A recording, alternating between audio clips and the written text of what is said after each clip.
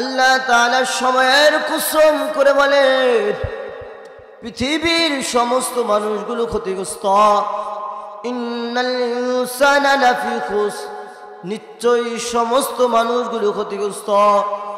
এখানে যে আল্লাহ তাআলা শুধু পুরুষের কথা বলেছেন যে পুরুষরাই ক্ষতিগ্রস্ত, আবার আল্লাহ তাআলা মহিলাদেরকে বলছেন।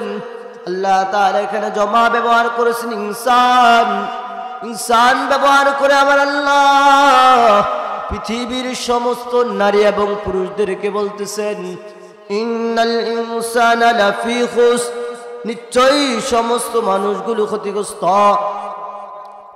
এরপরে আয়াতের মধ্যে আমার আল্লাহ চারটি গুণের কথা বলেছেন। আল্লাহ তাআলা বলেন ইল্লাল্লাযীনা আমানু, তবে যেই বান্দা বান্দীগুলো ঈমান আনয়ন করবে, ইল্লাল্লাযীনা আমানু ওয়া আমিলুস সালিহাত, এবং আমলে সালিহাত করবে, ওয়া তাওয়াসাউ বিল হক, সত্য কথা বলবে এবং মানুষদেরকে সত্যের উপদেশ দিবে, ওয়া তাওয়াসাউ বিস সবর, এবং ধৈর্য ধারণ করবে, মানুষদেরকে ধৈর্যের উপদেশ দিবে। ওই বান্দা বান্দিগুলো ক্ষতিগ্রস্ত নয়। আর এই চার গুণ যেই বান্দা বান্দির মধ্যে থাকবে না, আবার আল্লাহ তাআলা কসম করে বলেন ওই বান্দা বান্দিগুলো ক্ষতিগ্রস্ত হয়ে যাবে। এজন্যই আমার আলোচনার বিষয় হলো চারটি গুণ। আল্লাহ তাআলা সময়ের কসম করে বলেছেন পৃথিবীর সমস্ত মানুষগুলো ক্ষতিগ্রস্ত, তবে চার গুণওয়ালা মানুষ ব্যতীত। এক নম্বর গুণের কথা আমার আল্লাহ জানিয়ে দেয় ইল্লাল্লাযীনা আমানু, তবে যেই বান্দা বান্দিগুলো ঈমান আনয়ন করবে ওই বান্দা বান্দিগুলো ক্ষতিগ্রস্ত নয়। এবার আমাদের জানার বিষয় হলো ঈমান কি, ঈমান কাকে বলে। আল্লাহু আকবার, আল্লাহু আকবার। হাদিসের মধ্যে বলেন আল্লাহর পয়গম্বরের নিকট হযরত জিবরাইল আলাইহিস সালাতু ওয়াস সালাম হাজির হয়ে যায়। ও পয়গম্বর, আপনি আমাকে ঈমান সম্পর্কে বলুন। ক্বালা ফাখবিরনি আনিল ঈমান, ও পয়গম্বর আপনি আমাকে ঈমান সম্পর্কে বলুন। ঈমান কি, ঈমান কাকে বলে? আল্লাহর পয়গম্বর বলেন قال أن تؤمن بالله وملائكته وكتبه ورسله واليوم الآخر والقدر خيره وشره من الله تعالى والبعث بعد الموت قال صدقت। আল্লাহর পয়গম্বর বলেন قال أن تؤمن بالله, এক নম্বর ঈমানের গুণাবলী বলতে গিয়ে আমার রাসূল বলেন قال أن تؤمن بالله, এক নম্বর আল্লাহর উপরে ঈমান আনয়ন করা। আল্লাহ তাআলা যে একজন, আল্লাহ তাআলা যে আমার আপনার মালিক, আল্লাহ যে আমার আপনার রব, আল্লাহ যে আমার আপনার রিজিকদাতা, এই কথার উপরে বিশ্বাস করা। আন তুমিনু বিল্লাহ, আল্লাহর উপরে বিশ্বাস স্থাপন করা। আল্লাহ তাআলা যে একজন, লা ইলাহা ইল্লাল্লাহ, আল্লাহ ছাড়া কোনো মাবুদ নাই, একতা অন্তরের মধ্যে বিশ্বাস করা। قال أن تؤمن بالله قال أن تؤمن بالله وملائكته, এবার আমার রাসূল দুই নাম্বার গুণের কথা বলেন قال أن تؤمن بالله وملائكته, আল্লাহ তাআলা যে ফেরেশতা নাযিল করেছেন, ফেরেশতা সৃষ্টি করেছেন, এই ফেরেশতাদের উপরে ঈমান আনয়ন করা। এবার আল্লাহর পয়গম্বর বলেন قال أن تؤمن بالله وملائكته, আল্লাহ তাআলা ফেরেশতা নাযিল করেছেন, আবার আপনার ডানে এবং বামে আল্লাহ তাআলা ফেরেশতা নিযুক্ত করে দিয়েছেন। এই ফেরেশতাগুলো আমার আল্লাহ তাআলা ফেরেশতা নিযুক্ত করেছেন, এই ফেরেশতাদের উপরে বিশ্বাস করা। আমার ডানে এবং বামে যে ফেরেশতা রয়েছে আমাদের আমলনামাগুলো লিখতেছে, একটাও অন্তরের মধ্যে বিশ্বাস করার নাম হলো ঈমান। قال أن تؤمن بالله وملائكته وكتبه, আল্লাহর পয়গম্বর বলেন أن تؤمن بالله وملائكته وكتبه, আল্লাহ তাআলা যে কিতাব নাযিল করেছেন কোরআন, এই কোরআনের উপরে বিশ্বাস করা, আল্লাহ তাআলার কোরআন, আল্লাহ তাআলার পাঠানো কিতাব, এই কিতাবের উপরে ঈমান আনয়ন করা, এই কিতাবের প্রতিটি আয়াত, প্রতিটি হরফের উপরে বিশ্বাস করা। একটি আয়াত এবং একটি হরফ যেন বিশ্বাস না করে এবং অস্বীকার না করা, এই কিতাবের উপরে বিশ্বাস করার নাম হলো ঈমান। এই কিতাবের মধ্যে যা কিছু আল্লাহ তাআলা নাযিল করেছেন, হারাম হালাল সব বিষয়ের উপরে ঈমান আনয়ন করা, সব বিষয়ের উপরে বিশ্বাস করার নাম হলো ঈমান। আল্লাহ তাআলা এবার আল্লাহর পয়গম্বর বলতেছেন ওয়াকুতুবিহি ওয়া রাসূলিহি, আল্লাহ তাআলা অসংখ্য গুণিত নবী প্রেরণ করেছেন, রাসূল প্রেরণ করেছেন। নবী এবং রাসূলদের উপরে ঈমান আনয়ন করা। আমার আপনার নবী হযরত মুহাম্মদ মুস্তাফা সাল্লাল্লাহু আলাইহি ওয়াসাল্লাম যে আখির নবী, তার উপরে বিশ্বাস করা। আমার আপনার নবীর পরে যে কোনো নবী নাই, একথা অন্তরের মধ্যে বিশ্বাস করার নাম হলো ঈমান। ওয়াল ইয়াউমিল আখির, আল্লাহ পয়গম্বর বলেন আখিরাতের উপরে বিশ্বাস করা। ওয়াল ইয়াউমিল আখির, আখিরাতের উপরে বিশ্বাস করা। দুনিয়ার জমিন থেকে চলে যাওয়ার পরেই, আমাদের যে একদিন চলে যাওয়ার পরে ওই আখিরাত সংগঠিত হবে, কিয়ামত সংগঠিত হবে। এই কিয়ামতের উপরে প্রতিটি মুসলমান, প্রতিটি নারী এবং পুরুষ বিশ্বাস করা যে দুনিয়ার জমিন থেকে আমি একদিন চলে যাব, চলে যাওয়ার পরে আমাদের হাসর হবে, আল্লাহ তাআলা আমাদের হিসাব নেবে। একথা অন্তরের মধ্যে বিশ্বাস করার নাম হলো ঈমান। واليوم الآخر والقدر خيره وشره من الله تعالى, রিজিক দাতা একজন আল্লাহ। আল্লাহ তাআলা যে আমার আপনার রিজিকের মালিক, মানুষের তকদীর উপরে বিশ্বাস করার নাম হলো ঈমান। আল্লাহ তাআলা যে আমার আপনার রিজিকের মালিক, একথা অন্তরের মধ্যে বিশ্বাস করা। والقدر خيره وشره من الله تعالى والبعث بعد الموت, আল্লাহর পয়গম্বর বলে এই দুনিয়ার জমিন থেকে একদিন চলে যেতে হবে, একদিন এই দুনিয়ার জমিন থেকে চলে যেতে হবে।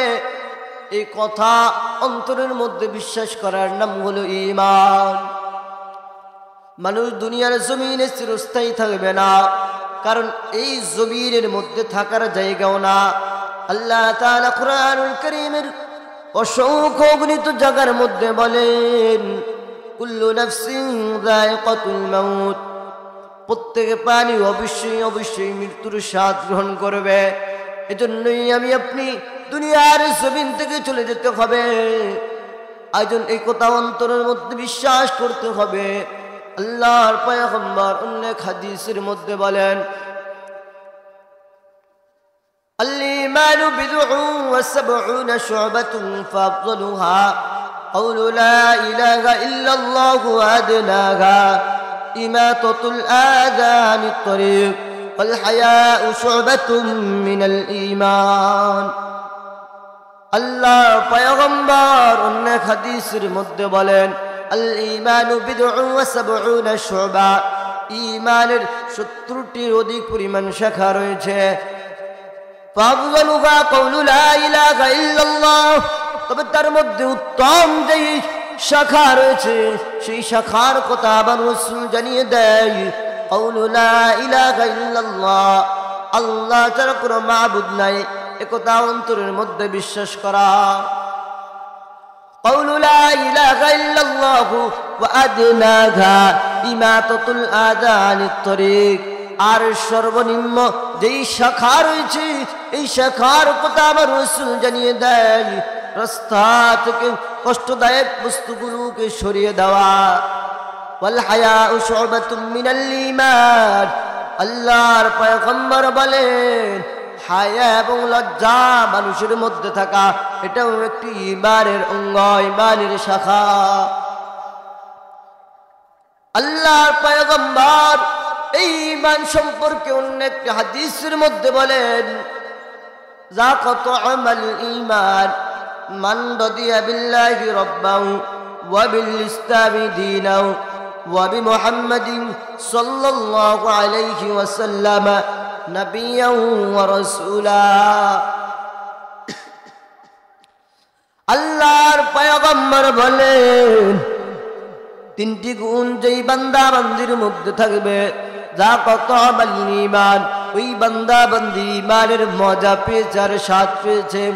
যাক তু'মাল ঈমান মান রাদিয়া বিল্লাহ, যেই বান্দা বান্দি আল্লাহকে রব হিসেবে পেয়ে, আল্লাহকে আল্লাহ হিসেবে পেয়ে সন্তুষ্ট হয়েছে, খুশি হয়েছে, ওই বান্দা বান্দি ঈমানের স্বাদ পেয়েছে আর মজা পেয়েছে।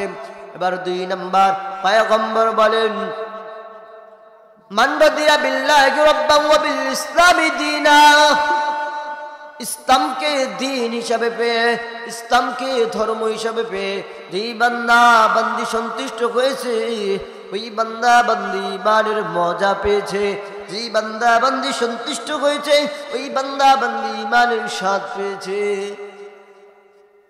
وبمحمد صلى الله عليه وسلم نبيا ورسولا। আল্লাহ পয়গম্বর বলেন যেই বান্দা বান্দি মুহাম্মদ রাসূলুল্লাহ সাল্লাল্লাহু আলাইহি ওয়াসাল্লামকে শেষ নবী হিসেবে পেয়ে, আখির নবী হিসেবে পেয়ে সন্তুষ্ট হয়েছে, ওই বান্দা বান্দি ঈমানের মজা পেয়েছে, স্বাদ পেয়েছে।